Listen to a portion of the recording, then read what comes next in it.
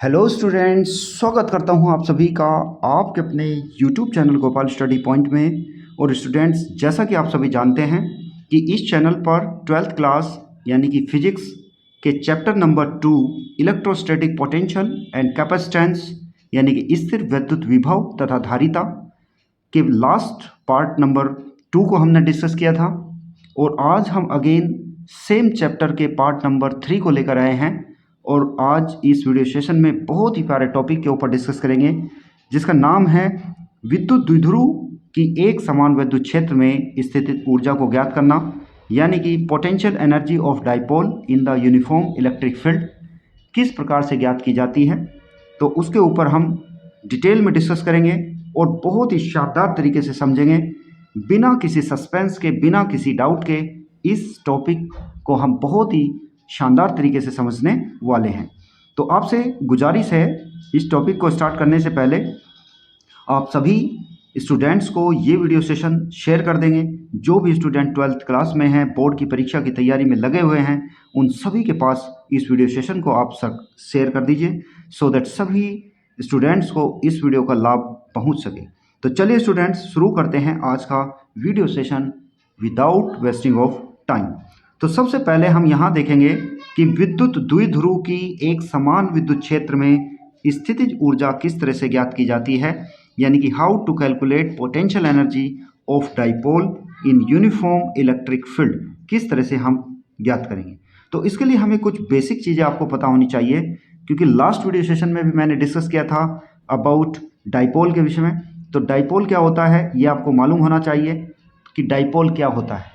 देखिए, डाइपोल के विषय में यहाँ पर आप समझ सकते हैं इस तरह से कि जिस प्रकार से सपोज किन्हीं दो समान आवेशों को समान आवेश का मतलब है कि परिमाण में समान परंतु दिशा में विपरीत, ऐसे दो आवेश जो कि परिमाण में तो समान हो लेकिन दिशा में क्या हो, विपरीत है, उन दोनों आवेशों को 2l डिस्टेंस पर यदि हम रख दें तो उनके द्वारा बनने वाले निकाय को हम डाइपोल बोलते हैं।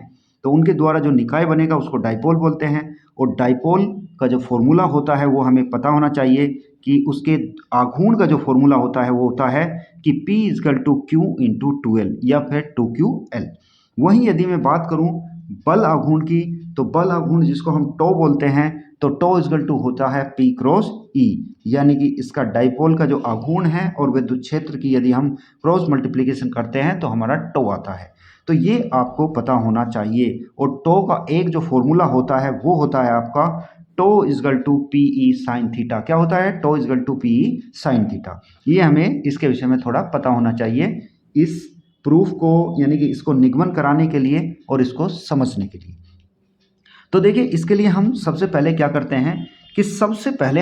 हैं कि एक समान विद्युत क्षेत्र में इस प्रकार से हम कोई एक क्या रख लेते हैं, डाइपोल रख लेते हैं। क्या रख लेते हैं? डाइपोल रख लेते हैं। अब डाइपोल सपोज हम मान लेते हैं कि माना कोई विद्युत द्विध्रुव है जो कि विद्युत क्षेत्र से यानी कि एक समान विद्युत क्षेत्र से θ1 एंगल पर है। क्या है कि ये θ1 एंगल पर इस तरह से हमने रख दिया, किससे? एक समान विद्युत क्षेत्र से।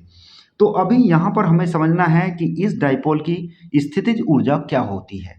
तो यदि मैं इसकी परिभाषा के ऊपर जाऊँ तो मैं इसको इस प्रकार से डिफाइन कर सकता हूँ कि एक समान विद्युत क्षेत्र में, देखिए, एक समान विद्युत क्षेत्र में विद्युत द्विध्रुव की वैद्युत स्थितिज ऊर्जा उस कार्य के बराबर होती है जो द्विध्रुव को अनंत से उसकी वर्तमान स्थिति में लाने में किया गया होता है। तो इस तरह से ये तो हुई इसकी विद्युत स्थितिज ऊर्जा की डेफिनेशन। लेकिन यहाँ पर हमें इसका क्या निकालना है, इसकी कैलकुलेशन करनी है कि हाउ टू कैलकुलेट, किस तरह से इसका एक फॉर्मूला ड्राइव करना है और उस फॉर्मूले को हम किस तरह से ड्राइव करते हैं।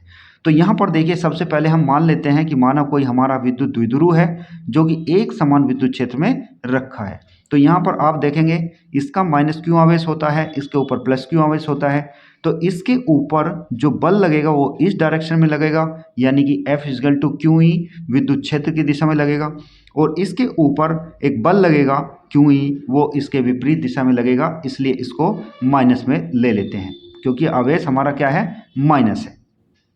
तो अभी आप यहाँ पर देख सकते हैं कि इसकी जो क्रिया रेखा होगी, यानी कि इस बल की क्रिया रेखा होगी वो इस तरह से होगी, यानी कि इस तरह से इसकी क्रिया रेखा होगी। वहीं यदि इस बल की क्रिया रेखा देखूं तो इस बल की क्रिया रेखा इस तरह से होगी। तो विद्युत क्षेत्र में जब भी कोई द्विध्रुव रखा जाता है तो उसके ऊपर ये दोनों बल लगते हैं और इन दोनों बलों के कारण बलाघूर्ण लगता है। और बलाघूर्ण क्या कार्य करता है कि इस द्विध्रुव को रोटेट करने का काम करता है, किसमें? विद्युत क्षेत्र के अंदर। तो ये इस पे इधर को बल लगेगा, ये इधर को बल लगेगा, यानी कि इसकी मूवमेंट इस टाइप से होगी। विद्युत द्विध्रुव की मूवमेंट क्या होगी? इस टाइप से मूवमेंट होगी। इस तरह से इसको रोटेट करने की कोशिश करेगा। लेकिन हमारा क्या पर्पज है? हमारा ये पर्पज है कि सपोज हम मान लेते हैं कि यहाँ पर कोई द्विध्रुव है और ये θ1 एंगल बना रहा है इनिशियली विद्युत क्षेत्र से, और उसके बाद हम मान लेते हैं कि यदि हम इस द्विध्रुव को विद्युत क्षेत्र के विरुद्ध यदि हम θ2 एंगल पर घुमा देते हैं, θ2 एंगल पर, यानी कि यहाँ पर इसकी पोजीशन ये आ जाएगी, तो इस पोजीशन तक लाने में कितना कार्य किया जाएगा वो हमें कैलकुलेट करना है। तो इसके लिए हम सबसे पहले क्या कर लेते हैं कि हम मान लेते हैं कि माना कोई विद्युत द्विध्रुव है, कोई विद्युत द्विध्रुव है और इस जिसका द्विध्रुव आघूर्ण क्या है? P है। तो यहाँ लिख लेते हैं कि माना कोई द्विध्रुव जिसका द्विध्रुव आघूर्ण क्या है? P है। तो कुछ चीज़ें हम लिखनी पड़ती है प्रूफ में, तो वो सब लिख लेते हैं। द्विध्रुव आघूर्ण क्या है? P है। और एक समान विद्युत क्षेत्र E में स्थित है। एक समान विद्युत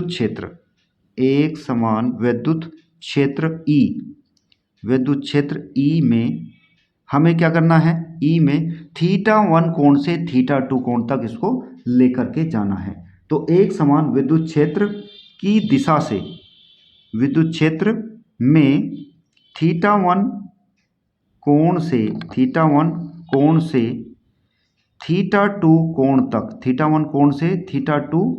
कोण तक द्विध्रुव को लाने में किया गया कार्य,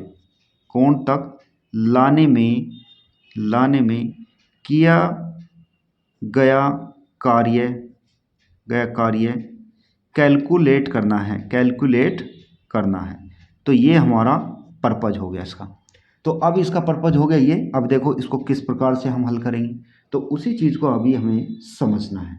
तो इसके लिए हमें क्या करना होगा? सबसे पहले आपको मैं एकदम बेसिक कंसेप्ट बताना चाह रहा हूँ कि जब भी सपोज हमारी कोई मूवमेंट लीनियर तल में होती है, रेखे तल में होती है, इस तरह से सपोज कोई रेखे तल है और यहाँ पर सपोज हम किसी एक बिंदु से दूसरे बिंदु तक हम क्या करते हैं? मूवमेंट करते हैं। तो उस समय इसके ऊपर मान लिया कोई ऑब्जेक्ट है और इसके ऊपर हम कोई फोर्स लगा रहे हैं F। क्या लगा रहे हैं हम? फोर्स F लगा रहे हैं। और F फोर्स लगाने पर इसका जो विस्थापन होता है, सपोज स्मॉल विस्थापन की यदि मैं बात करूं, इतने विस्थापन की, तो ये इतना विस्थापन सपोज क्या होता है? डेल्टा x होता है। क्या होता है? डेल्टा x होता है। तो इस छोटे से विस्थापन में किए गए कार्य का मान कैसे कैलकुलेट करते हैं हम करते हैं कि छोटे से कार्य, भाई छोटा सा ही कार्य होगा क्योंकि विस्थापन क्या है? छोटा सा है। तो dw इजगल टू क्या होगा? F dot dx। इस तरह से हम लिखते हैं। और यदि हमें यहाँ से इस पूरे कार्य की कैलकुलेशन करनी हो तो हम क्या कर देते हैं? इसका क्या कर देते हैं? हम समेशन यानी कि इसका इंटीग्रेशन कर देते हैं। तो इसका इंटीग्रेशन करके इंटीग्रल का निशान लगा देते हैं और कहाँ से कहाँ तक? A से B तक। तो A से B तक। तो इस तरह से हम रेखीय मूवमेंट में यानी कि रेखीय स्थिति में हम कार्य का वैल्यू कैलकुलेट करते हैं। तो वहीं लेकिन यहाँ पर आप देखेंगे हमारी डाइपोल की मूवमेंट कैसी हो रही है? हमारी डाइपोल की मूवमेंट हो रही है एंगुलर मूवमेंट। कैसी मूवमेंट हो रही है? Angular movement. और एंगुलर में भी कहाँ से? θ1 से θ2 तक हो रही है। तो θ1 से θ2 तक मूवमेंट हो रही है। तो हमारा जो डाइपोल है वो इधर घूम रहा है, लेकिन हमें इसके विरुद्ध कार्य कर रहे हैं, इसके विरुद्ध कार्य करना है। तो इसके विरुद्ध जो कार्य करना है तो उसके लिए यहाँ पर डाइपोल के लिए हम इस F की जगह पर लेते हैं टो। जब भी हम कोणीय गति की बात करते हैं तो उस समय बल की जगह हम किसका मान लेते हैं? बल आघूर्ण को लेते हैं। किसको लेते हैं? टो को लेते हैं। और वहीं पर डेल्टा x की जगह यानी कि dx की जगह हम लेते हैं d थीटा। क्या लेते हैं? d theta. तो इस तरह से हम क्या लेंगे, एफ की जगह टो लेंगे और डी एक्स की जगह क्या लेंगे, डी थीटा लेंगे। तो यदि हमें अब लिखेंगे यहाँ पर कि कहाँ से कहाँ तक निकालना है, θ1 से लेकर θ2 तक निकालना है। तो इस तरह से हम एक लाइन लिख देते हैं, इस तरह से हम एक लाइन लिखेंगे कि θ1 से θ2 कोण तक द्विध्रुव को घुमाने में किया गया कार्य, द्विध्रुव को घुमाने में किया गया कार्य। तो देखिए किस तरह से कार्य को कैलकुलेट करेंगे। अब कहाँ से कहाँ तक घुमा रहे हैं हम घुमा रहे हैं θ1 से लेकर θ2 तक। तो इस तरह से इसका क्या कर देंगे, हम समाकलन कर देंगे। कहाँ से कहाँ तक, θ1 से लेकर θ2 तक। और ये आ जाएगा अंदर हमारा टो डॉट डी थीटा, यानी कि टो इंटू डी थीटा। तो यहाँ पर आप यहाँ पर एक चीज़ देखेंगे कि जो टो है, अब टो डी थीटा है, तो डी थीटा में भी जो इसकी जो स्थिति होती है, यदि यहाँ पर डाइपोल की स्थिति देखें कि सपोज डाइपोल ऐसे है, तो इधर से इधर तक घुमा रहे हैं हम। यहाँ से हमारा टारगेट है कि 0 से लेकर 180 तक हम इसको घुमाना है। लेकिन उसी बीच में हम दो छोटे एंगल ले लेते हैं, θ1 और θ2, जिसकी कैलकुलेशन करेंगे और फिर उसका क्या कर देंगे, समाकलन। और समाकलन करने पर क्या हो जाएगा, टोटल वैल्यू निकल जाएगी कि यहाँ से यदि हम 180 डिग्री घुमाएं तो तब उस समय उसके कार्य का मान क्या होगा। तो देखिए यहाँ पर अभी हम क्या लिखेंगे, अभी इससे आगे बढ़ते हैं। अब सीधा हम क्या बढ़ते हैं, इससे आगे बढ़ते हैं। तो यहाँ पर हमारी वैल्यू आ गई, यानी कि W का मान हमारा आया, क्या मान आया हमारा, W इजगल टू क्या आया, समाकलन। कहाँ से कहाँ तक समाकलन, θ1 से लेकर θ2 तक का, θ1 से लेकर θ2 तक का आया। और अंदर क्या आया हमारा, टो डी थीटा इंटू, अब यहाँ देखें, लेकिन यहाँ पर टो डी थीटा और एक होता है भाई इसका डॉट प्रोडक्ट है, डॉट प्रोडक्ट को हटाते हैं तो क्या आता है, tau d theta cos theta. ये आपको मालूम होगा कि जब भी डॉट हटाते हैं, जब ये जानते हैं हम ए डॉट बी, दो वेक्टर का डॉट प्रोडक्ट बराबर क्या होता है, A B cos theta.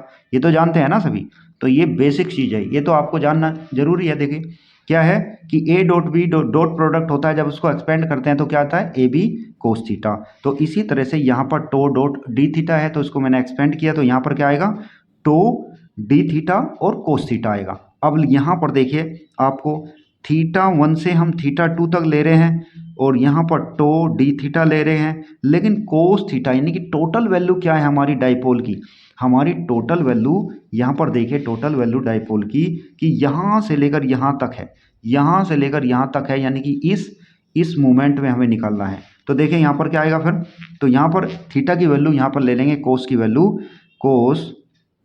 Cos theta की जगह लिख देंगे हम 180 डिग्री। क्या लिख देंगे, 180 डिग्री। अब कोस 180 आप सभी जानते हैं, कोस 180 डिग्री की वैल्यू होती है -k1। क्या होती है, -k1। तो माइनस का 1 आ जाएगा, तो यहाँ पर क्या आएगा, θ1 से θ2, तो यहाँ आएगा टो डी थीटा और माइनस की मल्टीप्लाई कर देंगे तो माइनस आ जाएगा यहाँ पर। तो इस तरह से हमारा ये आया। अब हम जानते हैं कि टो इजगल टू, मैंने ऊपर ही आपको बताया था, देखिए यहाँ पर ऊपर ही आपको बताया था कि टो इजगल टू क्या होता है, PE साइन थीटा। तो यहाँ पर PE साइन थीटा रख लीजिए, तो टो की जगह क्या रख लेंगे हम, PE साइन थीटा। θ1 टू θ2 टो की जगह PE साइन थीटा आ जाएगा, PE साइन थीटा, और यहाँ आ जाएगा आपका डी थीटा। तो अभी हमें बहुत सिंपल हो गया अभी हमारे लिए, क्योंकि अभी हमें सीधा सीधा इसका क्या करना है, समाकलन कर देना है। और जब समाकलन हम करते हैं तो सबसे पहले जो उसकी जो लिमिट्स होती है उस लिमिट्स को लगाएंगे और यहाँ पर करेंगे। सबसे पहले यहाँ पर देखो PE ये तो बाहर आ जाएगा, लेकिन जो साइन की टर्म है उसका क्या होता है, साइन थीटा का समाकलन वो होता है माइनस कोस थीटा। क्या होता है, माइनस कोस थीटा। तो माइनस एक तो यहाँ पहले से है, तो इसका समाकलन क्या होगा, तो यहाँ पर P बाहर निकाल लिया हमने और माइनस बाहर पहले से है, अंदर क्या बचेगा, इसका बचेगा माइनस कोस थीटा। और लिमिट कहाँ से कहाँ तक आएगी, θ1 टू θ2 तक आएगी। तो अभी बस अब हमें लिमिट रख लेना है। तो लिमिट रखने के लिए देखो माइनस माइनस ये तो पहले से प्लस हो जाएगा। तो जब हम लिमिट रखते हैं तो W का मान, यानी कि W कैसा, जो कि इलेक्ट्रिक फील्ड के द्वारा वर्क हो रहा है, उस W का मान क्या आएगा, PE। देखिए माइनस माइनस तो प्लस हो गया, PE पहले वैल्यू ऊपर वाली रखते हैं, तो कोस थीटा 2 माइनस फिर वैल्यू रखते हैं नीचे वाली, तो कोस थीटा 1। तो इस तरह से हमारा एक फॉर्मूला निकल करके आ गया है, जो कि है कि W इलेक्ट्रिक फील्ड के द्वारा जो कार्य किया गया है वो है आपका PE cos theta 2 minus cos theta 1। तो ये हमारा फॉर्मूला निकल करके आ गया है। अभी देखिए इससे आगे बढ़ते हैं और आप सभी स्टूडेंट से गुजारिश है, यदि अभी तक आपने इस लाइव वीडियो सेशन को शेयर नहीं किया है तो फटाफट इस लाइव वीडियो सेशन को शेयर कर दीजिए, सो दैट बाकी स्टूडेंट्स भी जुड़ पाएँ और उन सभी को इस वीडियो सेशन का लाभ मिल सके। तो जल्दी से जल्दी आप लाइव वीडियो सेशन को शेयर करते रहिए, क्योंकि जितने ज़्यादा स्टूडेंट्स इस सेशन से जुड़ेंगे उतने ही स्टूडेंट्स को इसका लाभ पहुंचेगा। तो यहाँ देखिए अभी हमें क्या करना है कि हमने जो फॉर्मूला निकाला उसको मैं एक बार और लिख लेता हूँ। मैंने यहाँ पर फॉर्मूला निकाला कि W इलेक्ट्रिक फील्ड के द्वारा जो वर्क हो रहा है वो निकाला मैंने। यहाँ पर कोस थीटा, यहाँ पर आया PE, क्या है हमारा PE cos theta 2 minus cos theta 1। ये हमारा फॉर्मूला एक निकल करके आया है। लेकिन हमारा पर्पज़ क्या है? हमारा पर्पज़ तो विद्युत स्थितिज ऊर्जा निकालना है ना। तो आप सभी जानते हैं, ये आपको मैंने लास्ट उसमें भी पढ़ा था कि नाउ वी नो दैट। अब हम क्या जानते हैं भाई? Know that. देखिए ये होता है आपका, क्या होता है? ये होता है आपका स्थितिज ऊर्जा डेल्टा U। तो डेल्टा U बराबर होता है माइनस W इलेक्ट्रिक फील्ड। ये आपका फॉर्मूला आपको पता होना चाहिए कि जो स्थितिज ऊर्जा होती है वो यानी कि जो विद्युत स्थिर विद्युत बल होता है उसके द्वारा किए गए कार्य के ऋणात्मक मान के बराबर होती है। अब इसको मैं इस तरह से लिख सकता हूँ। देखिए इस तरह से हम लिख सकते हैं, क्योंकि W की वैल्यू ये है, WEF की वैल्यू, तो यहाँ पर रख दीजिए। तो डेल्टा U बराबर क्या होगा?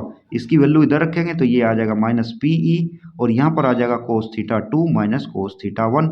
बिल्कुल सिंपल है, एकदम सरल भाषा में आपको समझा रहा हूँ। एक एक स्टेप आपका एकदम क्लियर हो जाना चाहिए, क्योंकि एक के बाद एक का लिंक जुड़ा हुआ है। तो इसलिए वीडियो को स्किप नहीं करना है, एकदम कंप्लीट वीडियो देखना है। जैसे आप कंप्लीट वीडियो देखेंगे तो एक स्टेप के बाद दूसरा स्टेप आपको समझ आ जाएगा। तो अभी देखिए यहाँ पर इसको मैं क्या लिख सकता हूँ? डेल्टा U का मतलब क्या होता है? U का मतलब होता है कि जो फाइनल जो हमारी स्थितिज ऊर्जा होती है उसमें से यदि मैं इनिशियल ऊर्जा को माइनस कर देता हूँ तो ये होती है हमारी, ये सीधा इसके वैल्यू रख देंगे cos theta 2 minus cos theta 1, यानी कि इसको मैं इस तरह से लिख सकता हूँ। तो अभी यहाँ पर आपको एक ध्यान देने वाली बात है कि जो हमारी फाइनल वैल्यू है कहाँ से कहाँ तक, देखो डाइपोल यहाँ था, इस तरह से हमारा इलेक्ट्रिक फील्ड था, और डाइपोल इस तरह से मूवमेंट कर रहा था कि थीटा 1 से हमारी मूवमेंट कहाँ थी? थीटा 2 तक थी। तो थीटा 2 तक हमारी मूवमेंट थी, तो इसका मतलब फाइनल वैल्यू क्या होगी? U थीटा 2, और हमारी कहाँ से थी? थीटा 1 से, तो U थीटा 1। तो इस गल टू इसको लिख दिया माइनस PE, और यहाँ पर लिख दिया cos theta 2 minus cos theta 1। अब इसके बाद देखिए यहाँ पर आपका एक एजम्पशंस आपको मान लेना है, यानी कि हम मान लेते हैं कि जो थीटा की वैल्यू है जो हमारी, यानी कि जो यहाँ पर आप मानेंगे कि थीटा 1 की वैल्यू मैं मान लेता हूँ कि इसकी परपेंडिकुलर डायरेक्शन है, और यहाँ पर जो परपेंडिकुलर डायरेक्शन में उस समय इसकी वैल्यू क्या होगी, तो उस समय जो स्थितिज ऊर्जा की जो वैल्यू होती है वो होती है 0। ये हम एजम्पशन करके चलते हैं, और इस एजम्पशन का यूज़ करके ही हम अपना फॉर्मूला ड्राइव करते हैं। तो देखिए ये एजम्पशंस को हम इसमें लिख लेते हैं। तो यहाँ पर क्या होगा कि U थीटा 2 माइनस, अब इसकी वैल्यू क्या रखी यहाँ पर भाई? U 90 रखी, U 90 की वैल्यू, और इज इक्वल टू क्या होगा? माइनस PE, और यहाँ पर आया आपका cos theta 2 minus cos theta 1 की वैल्यू आई 90 डिग्री। तो अभी यहाँ पर आपको एक बात समझनी चाहिए कि यहाँ पर U 90 की वैल्यू मैंने क्या बताया? 0। तो U थीटा 2 माइनस 0 हो जाएगा, और इजगल टू माइनस PE, और यहाँ पर होगा आपका कोस थीटा 2 माइनस 0। क्या होगा? कोस थीटा 2 माइनस 0 होगा। तो बस आगे हमारा अभी फॉर्मूला निकल करके, इसको कॉमनली हम U थीटा भी लिख सकते हैं। तो U थीटा इजगल टू क्या होगा? Minus PE cos theta. Theta 2 को नॉर्मली हम थीटा लिख लिया है। तो देखिए ये हमारा फॉर्मूला निकल के आ गया है, बहुत बेहतरीन रिजल्ट निकल के आया है, और इसको समझने के लिए यहाँ पर आपको ये चीज़ समझनी होगी कि हमने मान लेते हैं, यहाँ पर लेट करके आप मान लेते हैं, एक अजम्पशंस है कि भाई थीटा 1 की वैल्यू 90 डिग्री हम ले लेते हैं कि भाई थीटा की वैल्यू क्या है, 90 डिग्री है, लंबवत है। तो उस समय u 90 का मान क्या होगा, स्थितिज ऊर्जा का मान 0 होगा। ये हम अजम्पशन करके चलते हैं। तो इस तरह से हमने एक वैल्यू निकाली है कि u थीटा किसी भी एंगल पर यदि हमें मान लिया स्थितिज ऊर्जा का मान निकालना है तो उसके लिए क्या करेंगे, सीधा यहाँ पर उस थीटा की वैल्यू को रख देंगे और जैसे थीटा की वैल्यू रखेंगे तो उस स्थिति में उस एंगल पर हमें स्थितिज ऊर्जा का मान निकल जाएगा। तो अभी हम इसके कुछ स्पेशल केसेस ले लेते हैं और फटाफट देखते हैं कि वीडियो काफ़ी लंबा ना हो, सो दैट आपकी वीडियो यानी कि एक समय की लिमिट में ही ख़त्म हो जाए और आपका ये टॉपिक भी क्लियर हो जाए। तो देखिए इसमें क्या होता है ना, कुछ स्पेशल केसेस होते हैं। तो स्पेशल केसेस क्या हैं वो हमें समझना है। तो स्पेशल केसेस में सबसे पहला केस क्या है कि यदि हम इस थीटा का मान 0 ले लें, कि suppose we are taking that when, इसको ऐसे लिख लो, when theta is equal to 0 degree, theta is equal to 0 degree. इसका मतलब क्या है कि डाइपोल को हम इलेक्ट्रिक फील्ड की दिशा में ही रख रहे हैं। इसका मतलब क्या है कि ये हमारा इलेक्ट्रिक फील्ड है, देखिए ये हमारा क्या है, इलेक्ट्रिक फील्ड है, और इस इलेक्ट्रिक फील्ड की दिशा में ही मैंने डाइपोल को रख दिया। ये हमारा डाइपोल है -q2 + q, ठीक है ना। तो इसी फील्ड की दिशा में यदि मैंने डाइपोल को रख दिया तो उस समय थीटा का मान क्या होगा, 0 होगा। जब थीटा का मान 0 होगा तो उसके टो की वैल्यू क्या होगी, टो। तो टो इजकल टू क्या होगा, PE sin 0। तो PE sin 0 मतलब 0, तो इसका मतलब टो की वैल्यू क्या होगी, 0। तो इस स्थिति में जब डाइपोल को इलेक्ट्रिक फील्ड की दिशा में ही रखा जाता है तो उस समय जो टो होता है उसकी वैल्यू होती है 0। क्या होती है, 0 होती है। तो अभी हम देख लेते हैं कि भाई स्थितिज ऊर्जा का मान क्या होगा। तो u बराबर, अभी हमने क्या पढ़ा, u बराबर पढ़ा -PE कोस थीटा, और कोस थीटा की जगह क्या आ जाएगा, 0 डिग्री। तो u की वैल्यू क्या आ जाएगी, -PE। तो इसका मतलब यहाँ हुआ कि जब भी किसी डाइपोल को इलेक्ट्रिक फील्ड के समांतर रखा जाता है, यानी कि इलेक्ट्रिक फील्ड की दिशा में ही रखा जाता है, तो उस समय उसके ऊपर स्थितिज ऊर्जा का मान माइनस में आता है, ऋणात्मक में आता है। और इसी अवस्था को, इसी स्थिति को डाइपोल की अस्थाई साम्य अवस्था यानी कि परमानेंट इक्विलिब्रियम स्टेट कहते हैं। तो ये भी आपको समझ आना चाहिए कि जब डाइपोल 0 डिग्री पर रखा होगा तो उसी अवस्था को क्या कहेंगे हम, अस्थाई अवस्था, अस्थाई साम्य अवस्था, साम्य अवस्था कहते हैं, साम्य अवस्था। तो इसे यानी कि इक्विलिब्रियम स्टेट कहते हैं, इसी को क्या बोलेंगे, इक्विलिब्रियम स्टेट बोलेंगे। तो ये हमारा एक केस नंबर 1 हो गया। अभी देखिए यदि हमें केस नंबर 2 की बात करनी है तो केस नंबर 2 में हम क्या करेंगे कि हम मान लेते हैं कि हमने इस डाइपोल को सीधा रिवर्स घुमा दिया।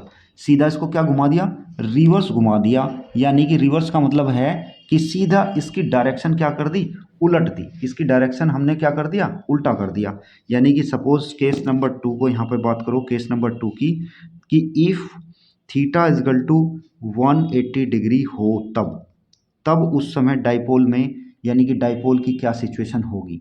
तो यहाँ पर देखिए यदि मैं इसको ऐसे लिख लेता हूँ तो यहाँ पर आप देख सकते हैं कि इस तरह से हमारा इलेक्ट्रिक फील्ड है और ये इलेक्ट्रिक फील्ड की डायरेक्शन के विपरीत दिशा में मैंने इसको उलट दिया, एकदम इसको रिवर्स। यानी कि ये हमारा माइनस वाला पार्ट जो इधर हो जाएगा और प्लस वाला पार्ट इधर हो जाएगा। यानी कि जो हमारा ये इलेक्ट्रिक फील्ड है इसकी डायरेक्शन से डाइपोल 180 डिग्री का एंगल बना रहा है। तो ठीक है, तो इसको देखिए आप, तो इस तरह से 180 का बना रहा है तो टो की वैल्यू क्या होगी, तो टो इजकल टू क्या होता है, PE साइन 180 आ जाएगा यहाँ पर।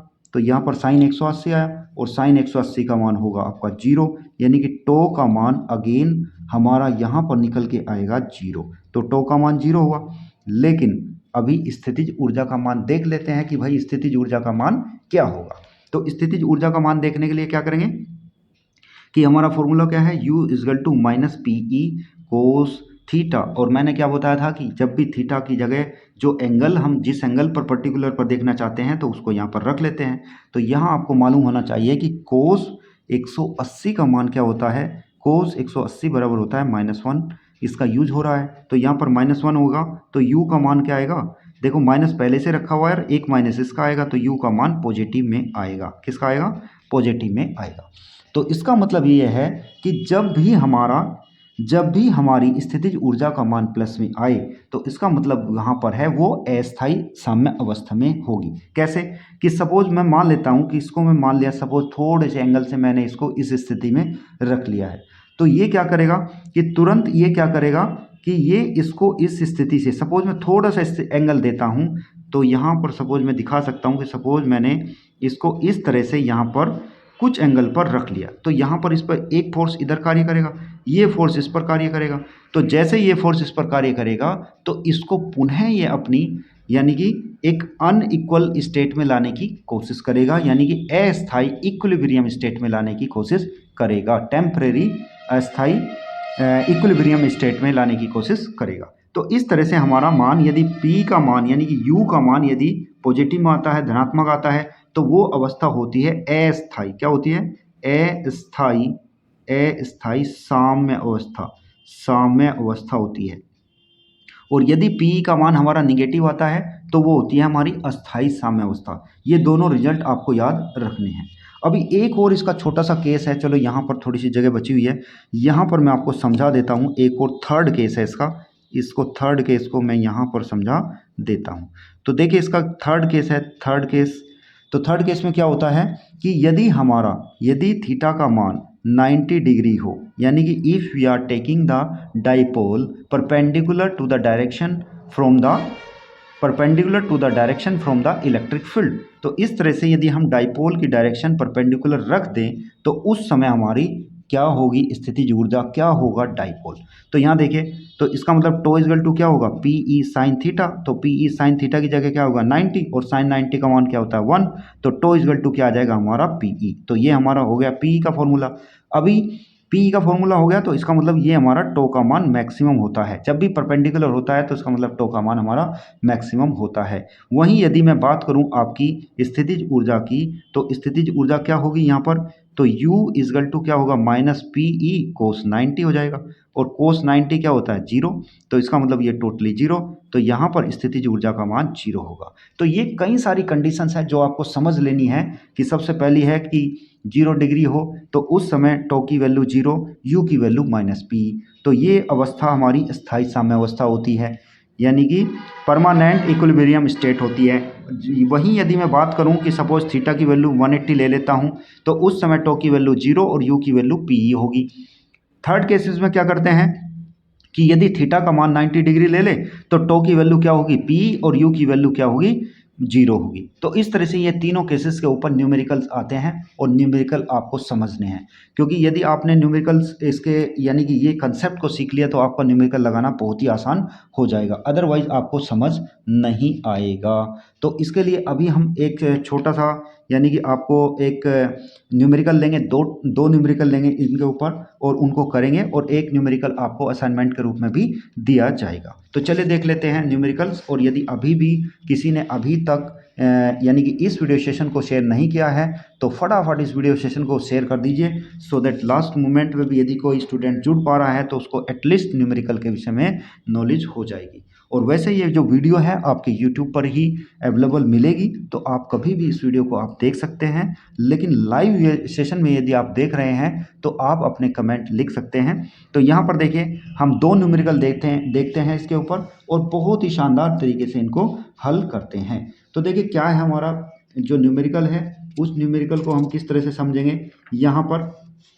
तो हमारा क्या न्यूमेरिकल दिया है, तो देखिए स्टूडेंट्स अभी हम कुछ न्यूमेरिकल्स देख लेते हैं, और जिसमें हमारा एक न्यूमेरिकल है कि इसमें क्या पूछा गया है कि एक विद्युत द्विध्रुव जिसका द्विध्रुव आघूर्ण P है और एक समान विद्युत क्षेत्र E में साम्य स्थिति यानी कि विद्युत क्षेत्र की दिशा में रखा है। ध्यान देना कि विद्युत क्षेत्र की दिशा में रखा है, इसका मतलब इनिशियल पोजीशन थीटा का मान क्या है, इसमें 0 है।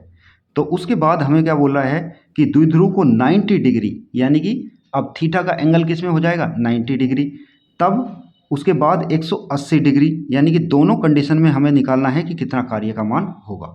तो इसके लिए क्या करेंगे हम सबसे पहले हम जानते हैं कि द्विध्रुव को विद्युत क्षेत्र की दिशा से थीटा कोण घुमाने में जो किया गया कार्य है वो उसका मान क्या होता है, ये हम जानते हैं। तो क्या होता है डब्लू का मान क्या होता है यहाँ पर द्विध्रुव का, तो इसको ऐसे लिख लीजिए कि W is equal to P E, यहाँ पर देखिए कहाँ से 0 डिग्री से, तो कोस 0 का मान क्या होगा 1, तो 1 माइनस कहाँ तक, सपोज थीटा एंगल तक हमें घुमाना है। तो इस तरह से ये फॉर्मूले का हम इसमें प्रयोग करेंगे और इससे आगे जो मैं आपको न्यूमेरिकल दूंगा उसमें भी इसका यूज होने वाला है। तो बहुत ही सिंपल है एकदम, आपको सीधी सीधी वैल्यू इसमें पुटअप करनी है और आपका आंसर आ जाएगा। तो देखिए इसमें पहला केस क्या पूछ रहा है, पहला केस पूछ रहा है 90 डिग्री घुमाने में। तो 90 डिग्री घुमाने में, तो इसका मतलब यहाँ पर क्या होगा कि थीटा का मान अभी हमें दे दिया 90 डिग्री, तो सीधा सीधा वैल्यू क्या होगी, तो इसलिए क्या होगा यहाँ पर W is equal to P E 1 minus क्या आ जाएगा यहाँ पर कोस 90, और कोस 90 का मान क्या होता है 0, तो यहाँ पर लिख सकते हैं पी ई 1 माइनस कोस 90 का मान क्या हो गया 0, तो 0 डिग्री आ गया। तो W का मान यहाँ से क्या आएगा पी ई, तो ये आपका आ गया पहले वाले का आंसर। अभी देखिए यहाँ पर दूसरा केसेस क्या है, दूसरा केस है हमारा कि यदि थीटा का मान अभी हम क्या कर दें 180, यानी कि ये जो विद्युत द्विध्रुव था इस द्विध्रुव को सीधा ऐसे उलट दो, सीधा ऐसे उलट दो, यानी कि जो विद्युत क्षेत्र की दिशा थी ये और इसकी दिशा से सीधा ऐसे उलट दिया एकदम 180 डिग्री, तो उस समय W का मान क्या होगा। तो देखिए यहाँ पर थीटा मान 180, तो हमारा फॉर्मूला क्या है, तो W इजगल टू क्या होगा P E 1 minus cos 180 degree, और कोस 180 डिग्री का बहुत बार मान बताया है क्या होता है -1 होता है। तो जैसे यहाँ पर पी ई 1 माइनस कोस 180 का मान -1 रखेंगे तो ये हो जाएगा 2, यानी कि इस तरह से इसका मान आ जाएगा 2 पी ई, क्या हो जाएगा 2 पी ई। तो W का मान क्या आएगा यहाँ से 2 पी ई। तो इस तरह से हमारे दोनों यानी कि इसके विकल्प कवर हो चुके हैं। तो उम्मीद करता हूँ कि एकदम आपको सब कुछ क्लियर हो रखा होगा, और यदि आपने अभी तक चैनल को सब्सक्राइब नहीं किया है, घंटी के निशान को नहीं प्रेस किया है, तो आप घंटी के निशान को प्रेस कर देंगे, चैनल को सब्सक्राइब कर देंगे, सो दैट जब भी मैं नेक्स्ट वीडियो अपलोड करूंगा तो उसकी सूचना आपको मिलेगी बिना किसी सर्च के और बिना किसी रुकावट के, यानी कि ऑटोमेटिकली उसकी इन्फॉर्मेशन आप तक पहुंच जाएगी यूट्यूब की तरफ से नोटिफिकेशन के माध्यम से आपके ऊपर, आपके यानी कि मोबाइल के ऊपर पहुंच जाएगी, तो आप उसको देख सकते हैं। तो यदि आपने चैनल को सब्सक्राइब नहीं किया है तो फटाफट सब्सक्राइब कर लीजिए, सो दैट आपको आने वाली वीडियो के नोटिफिकेशंस आपको समय से मिल सके। अभी हम एक नेक्स्ट क्वेश्चन देख लेते हैं। नेक्स्ट क्वेश्चन क्या है हमारा, ये क्वेश्चन आपके लिए मैंने असाइनमेंट के लिए छोड़ा है। तो देखिए इसका यानी कि आंसर आपको लिखना है कमेंट बॉक्स में। सबसे पहले आप इसको सोल्व करेंगे और सोल्व करके इसका आंसर आपको कमेंट बॉक्स में लिखना है। इसके लिए मैं छोटा सा क्लू आपको दे देता हूँ, सो दैट आपको क्वेश्चन करने में आसानी होगी। तो देखिए क्या है न्यूमेरिकल कि यदि द्विध्रुव प्रारंभ में क्षेत्र की दिशा के लंबवत है, तो इनिशियल में क्या दिया है, यहाँ पर देखो ये हमारा क्षेत्र है और इस क्षेत्र की दिशा के यहाँ पर द्विध्रुव क्या कर दिया, ये लंबवत कर दिया, ये -q ये +q, कहाँ से, इसकी दिशा से, ये 90 डिग्री का एंगल है, ठीक है ना। तो इसके क्या कर दिया, ये लंबवत कर दिया है। तो अभी क्या बोला है, तो द्विध्रुव को इस स्थिति में, अब इस स्थिति से यानी कि अभी हमें कैलकुलेशन इस स्थिति से करनी है, तो 90 डिग्री आगे घुमाने में, यानी कि यहाँ से 90 डिग्री ऐसे घुमाना है, यहाँ से 90 डिग्री ऐसे घुमाना है, तो इसका मतलब 90 डिग्री तो पहले से था, लेकिन और इसमें आगे 90 डिग्री एड ऑन करना है, आगे घुमाना है, तो उस समय हमें कार्य का मान ज्ञात करना है। तो देखिए अभी हम जानते हैं कि यहाँ पर आप यहाँ पर देखेंगे तो यहाँ पर जो शुरू का जो मान है, देखिए एक W इजगल टू क्या है हमारा, W is equal to P E, यहाँ पर हमारा मान था, जो मान था वो होता है P E cos theta 1 minus cos theta 2, suppose theta 1 theta 2 ऐसे ले लिए, या फिर थीटा 2 माइनस थीटा 1 भी ले सकते हैं हम, तो उसमें फिर वैल्यू उस हिसाब से हमें रखनी पड़ेगी, तो इस तरह से भी हम ले सकते हैं, या हमने कोस थीटा 2 माइनस थीटा 1 भी ले सकते हैं। तो यहाँ पर आप देखेंगे कि सपोज यहाँ पर थीटा 1 का मान हमें दिया 90 डिग्री और हमें कहाँ तक पहुँचाना है, तो थीटा 2 का मान क्या होगा भाई, थीटा 2 पहले से यहाँ पर 90 है और प्लस इसमें एड ऑन करना है 90 और, तो कितना हो जाएगा, यानी कि 180 तक हमें इसको घुमाना है। तो इसके लिए देखो पहला मैं विकल्प मैं कर देता हूँ और दूसरा विकल्प आपको कर लेना है, ठीक है। तो पहले में क्या होगा, तो इसका मतलब थीटा 1 की वैल्यू ये हो गई और थीटा 2 की वैल्यू ये हो गई, तो W बराबर सीधा सिंपल है पी ई, यहाँ पर कोस 90 और कोस 90 माइनस कोस 180, तो कोस 180 रखेंगे तो यहाँ पर देखिए क्या होगा पी ई, और कोस 90 का मान क्या होता है भाई 0 होता है, कोस 90 का मान 0 माइनस इसका मान होता है -1, तो इस तरह से माइनस माइनस प्लस, तो क्या आ जाएगा यहाँ से पीई का मान निकल आएगा। तो यानी कि W इजगल टू क्या होगा पीई, यहाँ से आएगा W का मान पीई। लेकिन आपको ध्यान देना है, क्योंकि इसमें क्या ध्यान देना है कि यहाँ पर स्थिति क्या है हमारी, देखो पहले से ही 90 है और 90 में हमें 90 घुमा दिया, तो इसका मतलब 90 तो पहले थी θ1 के मान, अब θ2 का मान क्या होगा 90 प्लस 90 180, तो उससे कैलकुलेशन करनी है। लेकिन अभी अगला जो विकल्प इसका पूछ रहा है कि 180 में बताइए, तो 180 में बताने के लिए क्या करेंगे हम कि इसमें अभी हमारा θ1 का जो मान होगा वो हमारा क्या होगा भाई 90 है, और θ2 का मान क्या होगा 90 में अभी हमें 180 ऐड करके कैलकुलेशन करनी है, यानी कि θ2 का मान हमारा हो जाएगा अभी 180 प्लस 90 यानी कि 270। तो वहाँ पर θ2 का मान 270 रखेंगे, उसका आंसर निकालेंगे और आंसर को कमेंट बॉक्स में लिखेंगे। तो आपसे गुजारिश है कि सबसे पहले यदि आपने अभी तक वीडियो को लाइक नहीं किया है तो सबसे पहले वीडियो को लाइक कर दीजिए और साथ के साथ चैनल को भी सब्सक्राइब कर लें, बेल आइकन को ऑन कर दें। और ये जो मैंने आपको असाइनमेंट दिया है, इस असाइनमेंट का आंसर आपको कमेंट बॉक्स में लिखना है। जैसे वीडियो लाइव सेशन ख़त्म हो जाता है तो उसके बाद आप अपना सुंदर सा कमेंट आप कमेंट बॉक्स में लिखेंगे कि आपको ये वीडियो कैसा लगा, आपके लिए हेल्पफुल है या नहीं है, आगे भी वीडियो इसी टाइप के वीडियो चाहिए या नहीं चाहिए। आप अपना रिएक्शंस, अपना फीडबैक, अपना रेस्पॉन्स आप कमेंट बॉक्स में लिखेंगे। तो चलिए स्टूडेंट्स, फिर मिलते हैं नेक्स्ट वीडियो सेशन में। तब तक के लिए आपका दिन शुभ हो, मंगलमय हो, और इसी शुभकामना के साथ आपका बहुत बहुत धन्यवाद। जय हिंद, जय Bharat, and thanks for watching this video session.